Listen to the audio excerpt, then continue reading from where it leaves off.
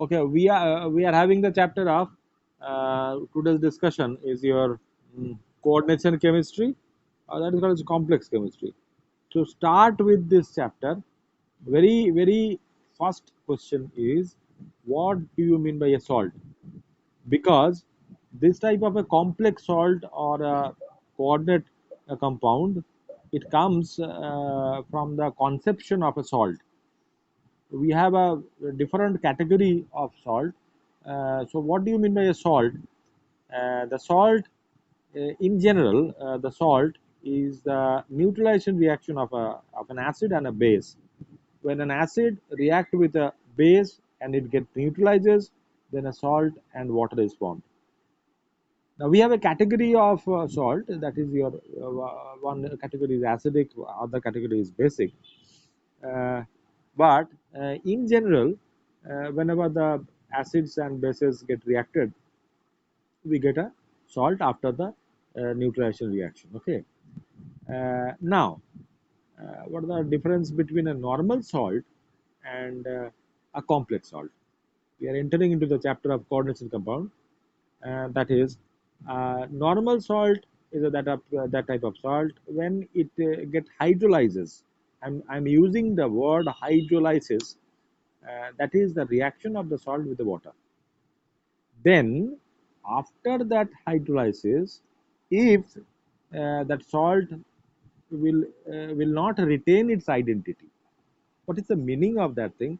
That retaining identity or not is very clearly said that the chemical test which is being done for the test of the radicals which are present in a particular salt, that after in the dissolution with water, all the specific radicals which are present in a salt, if we get it tested specifically, then we should say that it is actually not retaining its identity. What about the normal salt? The normal salt, after dissolution, it will give all the test, all the specific chemical test of the radicals by which it is formed. For example, we can say sodium chloride reacting with water. What happens? That sodium chloride is made up of sodium ion and chloride ion. Okay, Na plus and Cl minus ion. Now, when it is reacting with water after the hydrolysis process, then what we are getting? We are getting sodium hydroxide and HCl. But sodium hydroxide itself is a strong base, and HCl, hydrochloric acid, is a strong acid. After the formation of the product, even whenever the sodium hydroxide and HCl is formed, they also does not retaining their identity, and they are dissociating into Na plus, OH minus, and H plus and Cl minus. What we are getting in the solution? We are getting the specific ions of Na plus, Cl minus, H plus, OH minus. H plus and OH minus, they are reacting, we are getting water. So what the thing the left behind? The things which are left behind, that is your Na plus and Cl minus.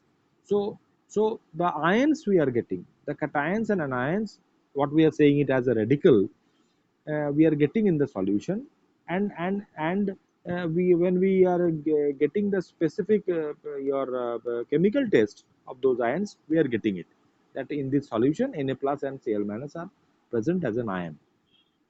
But whenever you go to the complex salt or a coordination compound, this thing does not happen. What thing? That all the specific test, chemical test of the ions, of the radicals by which the salt is formed, that what we won't get after the hydrolysis. What we will get? We will get a complex ion and the other ions. I mean, this complex ion will retain its identity, and we are having the definition of a complex compound like that. The complex compound or a coordination compounds or a complex salt is that type of salt when after the hydrolysis of this salt, it will retain its identity.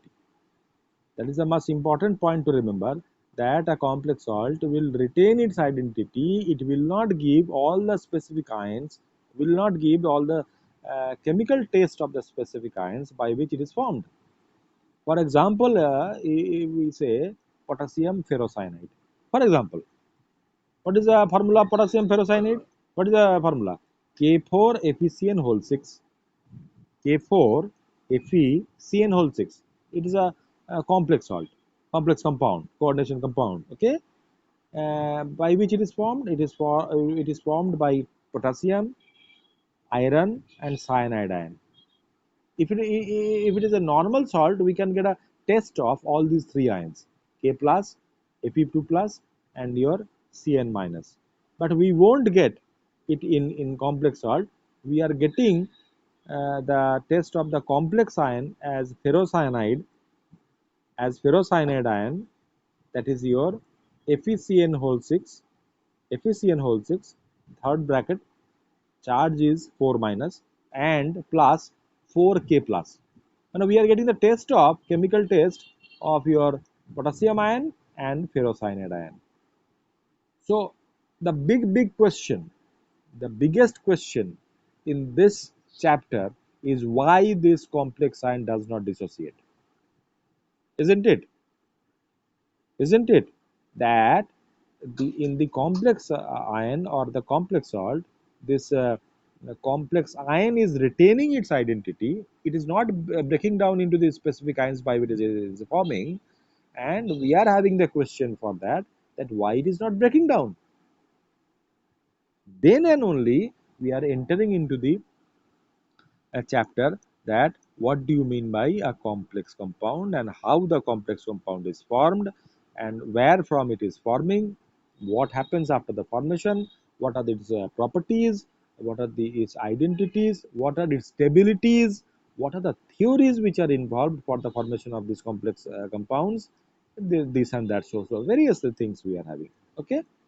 So I think it is very much easy for getting it for this chapter, entering into this chapter by the knowledge of your complex compound or the complex ion. The very important point of this chapter is the formation of the complex ion. We are coming into the first theory. We are having the several theories, but the first point of this concept is how and why this complex ion is formed. The first question: how and why these complex compounds are formed? The answer should be very easily given, that all the D block elements, and again giving you stress to this concept, that all the D block elements, what it means, all the transition elements, okay, are having the property of the formation of complex ion. Okay, the question should be asked, why not all the other elements except D block or except transition metals, other elements, why did they don't so, and why these only transition metals or the D block elements will show the the formation of complex compound? The answer is very easy, that these D block elements are having the variable valencies. Entire periodic table, in the entire periodic table, only these D block elements or the transition elements are having the variation in their valencies, variable valencies. Suppose for example I am giving you iron. Iron is having of two state, plus 2 and plus 3. Okay, we are having copper. Copper is having in two state, plus 1 plus 2. Okay, we are having nickel. Nickel also is having here plus 2 and plus 1.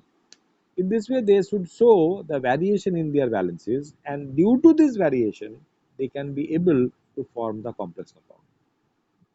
Other element of the periodic table does not show the variation in their valencies. They are having the fixed valencies.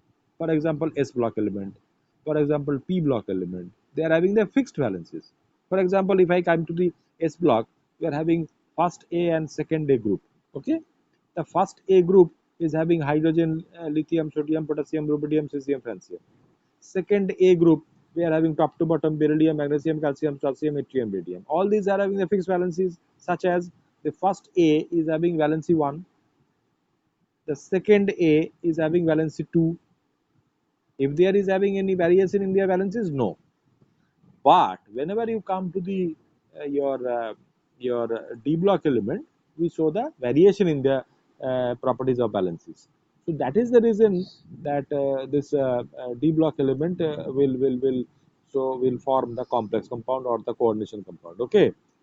So the next one, the automatically question should be asked that how this D block element will form the complex compound.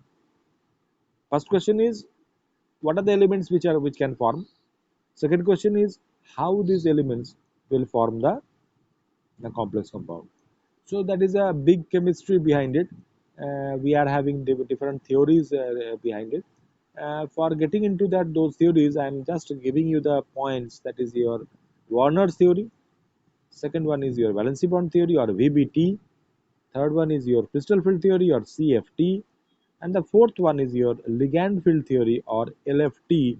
And the fifth one is your molecular orbital theory or MOT. So for having the detailed knowledge regarding the formation of the complex compounds, we are having five theories. That is your Warner's theory, that is your valency bond theory, that is your CFT or crystal field theory, that is your LFT or ligand field theory, and that is your molecular orbital theory or MOT. Okay, okay, got it. Now regarding this complex compound formation, we are having some points. These points are, what are ligands? You have to know for better. If you know better these points, it should be very easy for you for getting to be understand. That is your ligands. That is your coordination sphere. That is your primary valency. That is your secondary valency. That is your chelation formation. That is your chelate formation. That is your complex compound identity. All these are relative words you must know before entering into this chapter. So I think it should be better for you now. Just I am stopping the recording, and I think it should be more better for you for seeing the book regarding these points of ligands. What are ligands? What are the types of ligands? What are the denticity of the ligands? What are the coordination sphere? Just open the companion chemistry book, and then we will start again. Okay.